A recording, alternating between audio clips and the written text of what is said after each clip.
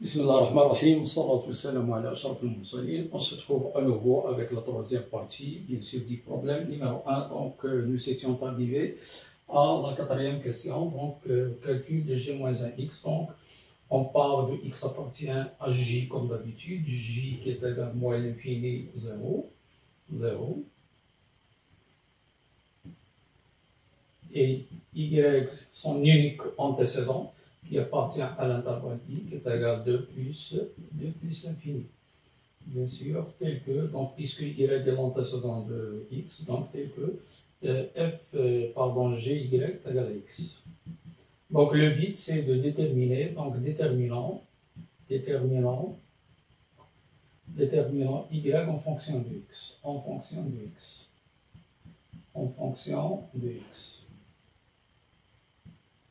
Comment ça? Bien sûr, en résolvant l'équation gy égale à x. Donc, on va partir de gy égale à x, ce qui est équivalent. Donc, gy c'est ln de y moins 2 sur y moins 1 égale à x. Et bien sûr, on fait entrer l'exponentielle, qui est l'objection réciproque de ln. Donc, cela nous permet d'obtenir y moins 2 sur y moins 1 égale à x. On va multiplier les moyens, donc le produit des moyens est égal au produit des extrêmes, donc ex sur 1, donc produit des moyens est égal au produit des extrêmes, et on obtient y moins 2 est égal à ex multiplié par y moins 1. Ce qui est équivalent, donc y moins 2 est égal à yex moins ex. Donc, je vais rassembler les y dans le côté gauche, donc y moins y exponentielle x est égal à 2 moins exponentielle x. Et voilà. Donc, on retrouve, en factorisant par y, donc nous trouvons 1 moins exponentielle x est égal à 2 moins exponentielle x, ce qui est équivalent que y est égal à 2 moins ex sur 1 moins exponentielle x. Donc, g moins x est égal à 2 moins exponentielle x sur 1 moins exponentielle x. Donc voilà, bien sûr, l'objection réciproque. Maintenant, on va passer à la question. Donc, on va calculer à nouveau. Donc, calcul de g moins 1 moins ln2. Cette question, on a déjà répondu à cette question, mais avec une autre méthode. Maintenant, une fois qu'on dispose bien sûr de l'objection réciproque, donc ça nous permet de calculer à nouveau g-1 moins ln2. Donc cette question est très importante. Pourquoi? Car il nous permet de vérifier si notre réponse de l'objection réciproque est exacte, c'est-à-dire est vraie ou fausse. Donc si on retrouve la même valeur qu'on a trouvée avec la méthode, bien sûr la première méthode, qui est 3, donc cela prouve que notre objection réciproque est vraie. Donc, il suffit de remplacer dans l'expression de g moins x, donc on va remplacer x par moins ln2, qui n'a rien d'autre que ln de 2 à la puissance moins 1.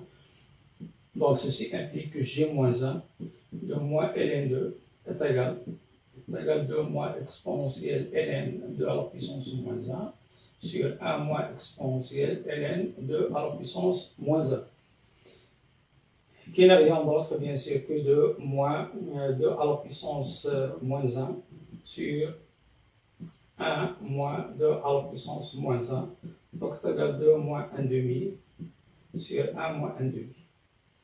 Donc c'est égal à 3 demi sur 1 demi. En simplifiant par 2, on trouve 3 sur 1 est égal à 3. Donc, on a trouvé la même valeur que la première méthode, bien sûr, qu'on a déjà vue. Cela prouve, bien sûr, que notre réponse à l'objection réciproque est vraie. Donc, on se retrouve, bien sûr, avec la dernière question, la construction des deux courbes CF et CG-1.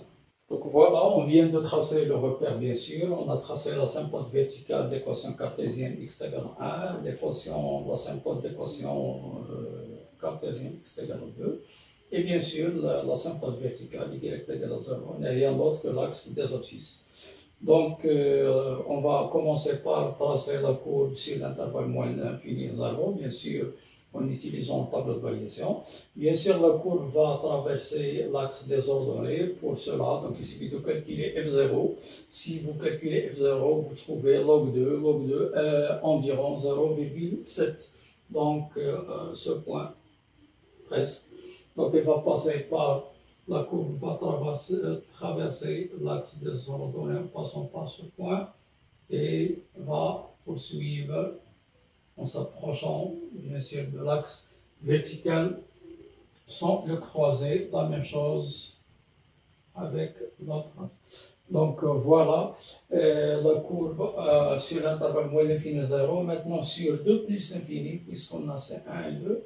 Sur 2 plus l'infini, la même chose. Donc il va être croissante, il va monter avec l'autre axe, l'autre asymptote horizontale. Bien sûr, donc la courbe est constituée par ces deux morceaux, mais bien sûr, la courbe qui est située sur l'intervalle de plus infini, c'est celle de CG, qu'on va utiliser, qu'on va construire, bien sûr, la courbe de sans fonction réciproque. Donc cela nécessite bien sûr le traçage de l'axe de symétrie, donc il passe par, toujours par l'origine et le point de coordonnées 1, 1. Donc voilà, donc je vais tracer l'axe de symétrie, y égale à x,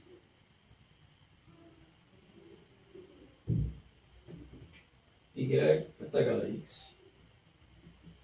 Donc CG, bien sûr, a pour asymptote x égale à 2, donc le symétrique de l'asymptote x égale à 2 devient y égale à 2, donc on doit le tracer, donc y égale à 2.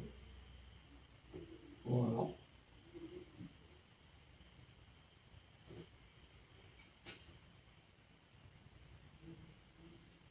Y égale à 2.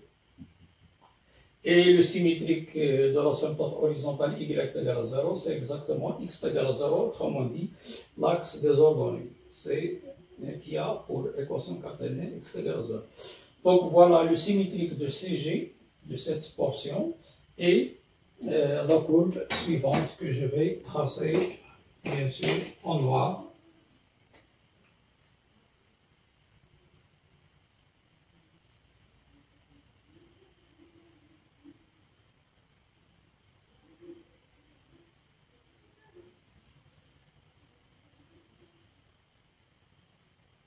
Donc voilà la courbe CG-1.